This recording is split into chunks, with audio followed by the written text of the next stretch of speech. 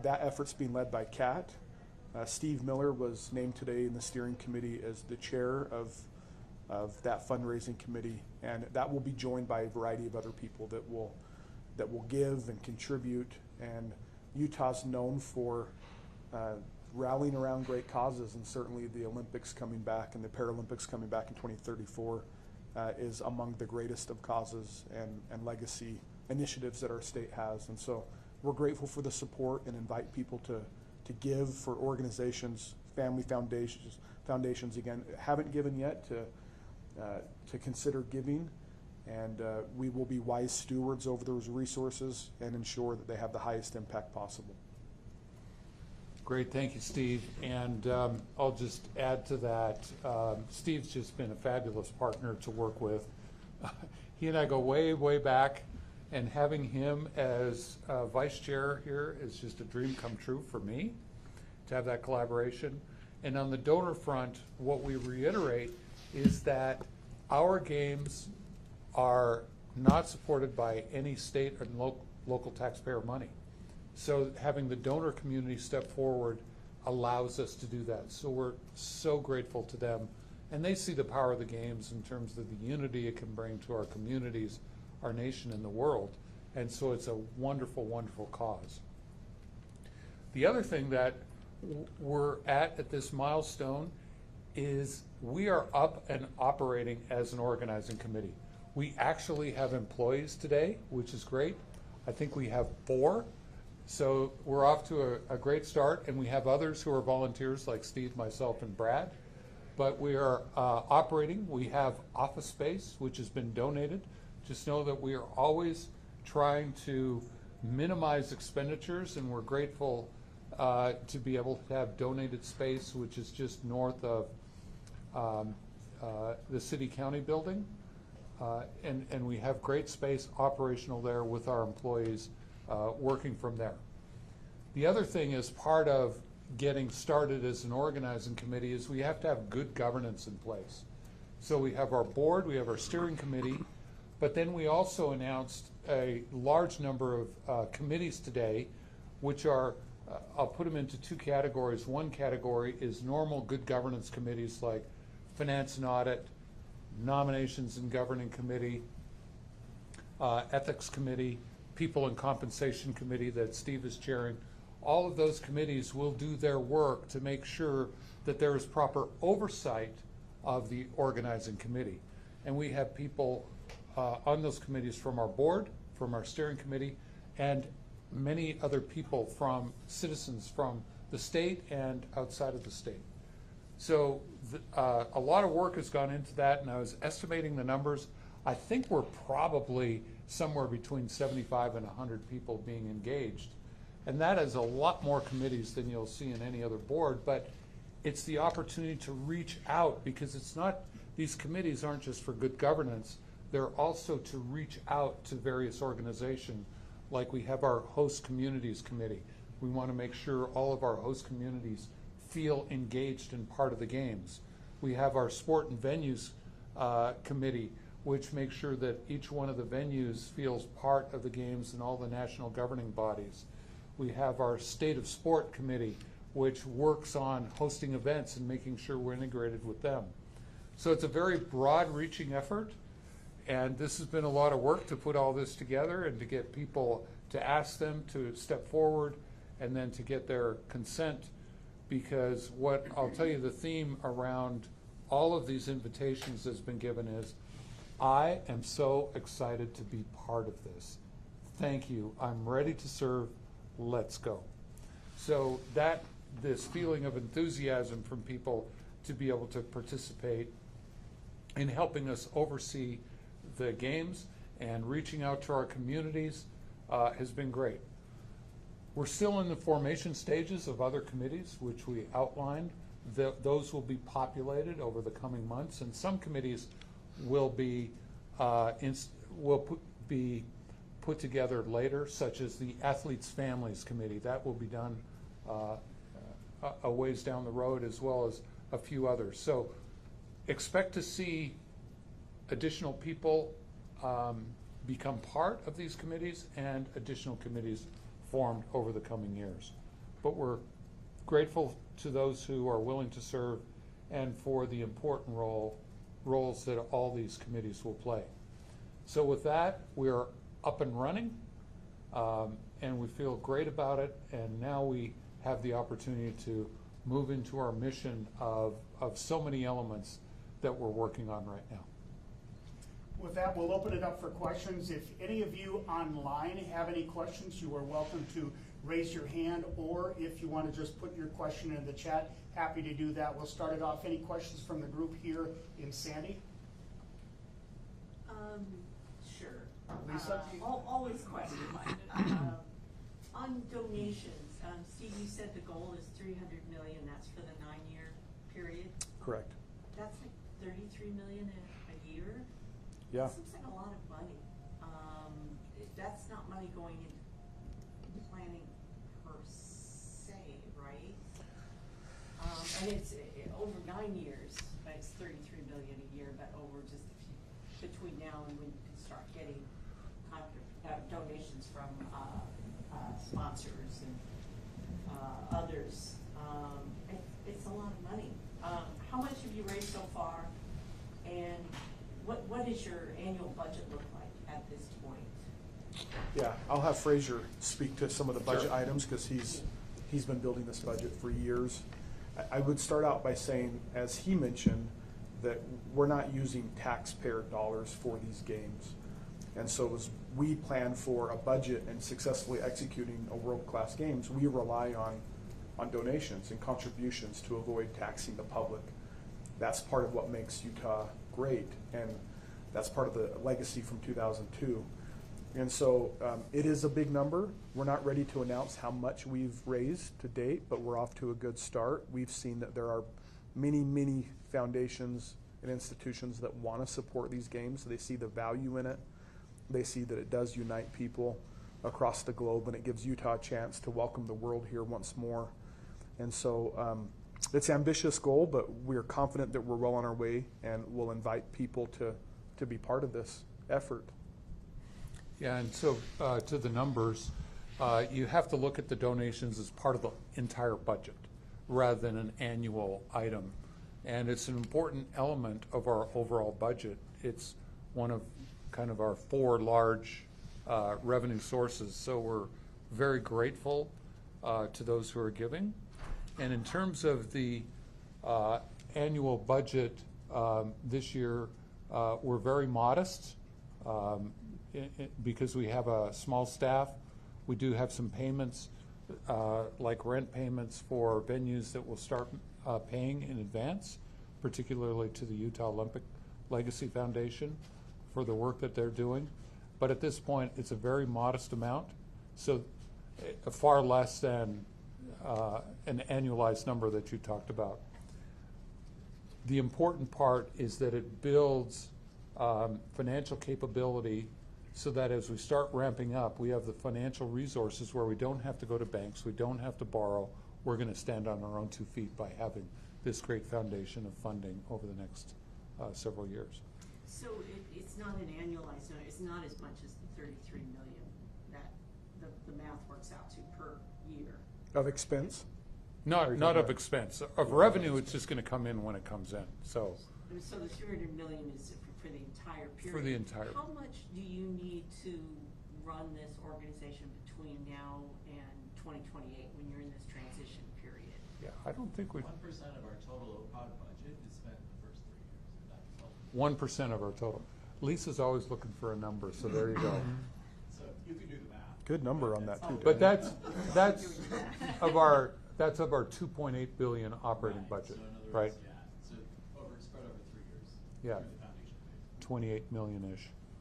But as you know, we're always trying to spend less if we can. I'd like to piggyback off of Lisa's question a little bit, which is when you get to that, I realize it's a ways away, right? It's almost a decade. But are you concerned, and do you feel like you need to raise more now because of potential financial instability or changes or continuation of, who we have Yeah. as president? Yeah, I think part of Utah's value is to have a rainy day fund, so to speak, and to ensure that we're always solid financially. There's going to be contingencies. There will be things that happen that we can't anticipate. And so that $300 million number will give us the ability to weather storms and to accomplish the broader goals of putting on another fiscally responsible games that leaves a legacy for the future. So that $300 million will really help through what will undoubtedly be, cycles in the economy and other events that we can't even foresee right now. Yeah, but the federal government has already guaranteed a certain amount, right, to put on these games, or not? Well, we have 10 letters from the federal government that guarantee elements of performance, including security. So they will be responsible for security, and we already have that in place. But other than that, we stand on our own as an organizing committee. But transportation is a big part of that as well. Yeah, right? it's an unknown. Transportation Federal support is yeah, needed for that. we had it in 2002, so we will explore just for the spectator transportation system, potential support for that. Okay, I want to get to some of the questions we have online. First, we'll go to Sean Higgins from KUER. Sean? Hi guys, thank you so much. I want to talk a little bit more about these listening tour, the community listening tour you guys are going to put on. I think we heard from Brad, it's going to kick off next week. Just some hard details, when, where, how many, and specifically what feedback are you looking for when you approach these venue communities? Well, one of the things that we're trying to do is really connect around the state with the citizens of Utah. And we want to listen to their ambitions of what they would like to see the games accomplish in terms of unity or different things in their communities. So we want to listen first and make sure we're well attuned to the state, not just assuming we have all the answers. And many times we can get really good ideas of ways that the games could be celebrated in communities, and we envision having live sites throughout the state and how we could partner on those together. So first of all, we want to listen, and then particularly for our venue communities that have venues, we want to make sure that in this first phase they understand here are the Olympic and Paralympic parameters. These are the things that we will be working with you on in the future, like we will have city services agreements and different things like that, so that both sides are educated, the ambitions of the community, and that they understand this is what the games are going to look like. So it's really building a bridge of communication that will start now and continue through the games. And volunteers from some of these communities that may not be along the Wasatch Front, being able to engage in that way is powerful too. Yes, great point. And when will we see the specific details? Are those coming later this week of where and when these events are? Yeah, the first one starts next week, right? So our first one is in Ogden next week with Ogden and folks in Cleaver County, and then we'll head to the Wasatch back. We're kind of going to do it in concentric circles, seeing our host communities, and then we'll expand over the rest of Utah over time. So Lisa, you can look later this week for information on the first one. They're not all set, but we do start next week in Ogden. And they are just venue communities to start? That's what To Brad start, said. just venue Yeah. communities. Okay. Okay, Fraser, we have a question from Michelle Repke online. Regarding the existing legacy venues, what is the plan for modernization over the next years to make them games ready? Yeah, so fortunately, the venues have been well kept up, and part of that has been the venues themselves, Utah Olympic Legacy Foundation, or in the privately owned facilities there. I mean, Steve oversaw a great renovation of the Delta Center. In addition to that, the state has provided funding because for upkeep, because these venues, first and foremost, are community venues where thousands of kids are there. Seems like every day in our community. They're first and foremost community recreation centers, but then we get to have them for the games. What we have in our budget is $39.6 million of capital improvements. You'll be interested to know that that includes shading at the track that needs to be done, and I think it's a luge start house up at Utah Olympic Park. So there are some key elements, that are unique to the games, that are our requirements, that we will be funding, and that's part of our budget. And those will be done during the next 9 years in the lead up to the games. Okay, do we have any other questions online here in the room? Matt? Kat mentioned a lot of the athletic successes this past off season, or this past winter season. When you're looking at 26, I know 34 is by that point be 8 years away, but how much does potentially a strong athletic performance in 26 help boost you for 34 when it comes to keeping community engagement up high, but also keeping potentially financial engagement up high and keeping wanting people to contribute to what you guys have got planned for the next 8 years? I'll start that and then kick it over to Steve. So one of the things that came out of Paris was, given the great success of their games, the whole games movement became energized. And that helps in so many ways. Attention from fans and media and sponsorships. Companies want to be associated with the games. Every successful games helps us. And so we're cheering on Milan Cortina to have fabulous games. That's one part of our cheering. The second part of, we're also cheering Team USA, because we want that support too. Because our games, we want to have very successful podium results for Team USA in our games. That's a key part of our success. And so we'll be following that with deep interest. But both of those, success of the games themselves and Team USA, really boost the interest in our games. I would only add that we focus on, it's Utah's games. It's really America's games too. We are hosting in partnership with the USOPC, America welcoming the world. And so cheering for Team USA uplifts everybody involved with the movement. I loved Ted Ligety today. You probably heard him say that he was the first born and raised Utahn to win a gold medal in 2002, and that every Winter Olympics since then there has been another Utahn that was born and raised here to win a medal, a gold medal or a medal. And so I think that's part of the legacy too, is the team does better. Then obviously that inspires young athletes, combined with the venues that Fraser talked about, to build on that legacy of competition. And Utah has become a real state of sport. The 2002 games were a huge catalyst for that, and it's only continued. And that's exciting when you think about future generations that have the opportunity to be inspired by these athletes. So it helps. And we're Team USA. Yeah. I see no more questions online. Everybody good here? Or I one got more? one. Can I just do a follow-up on when you were talking about the state chipping in to help keep those venues, to get back to the venues real quick? Is that, does that apply to like the privately owned ones like Snow Basin and then No. resorts? Or is that something that you guys will, the committee will then, to like build a half pipe that maybe Park City doesn't have, or Yeah, keep those venues? these are publicly owned venues, and there are two categories. One is the Utah Olympic Legacy Foundation, the three there.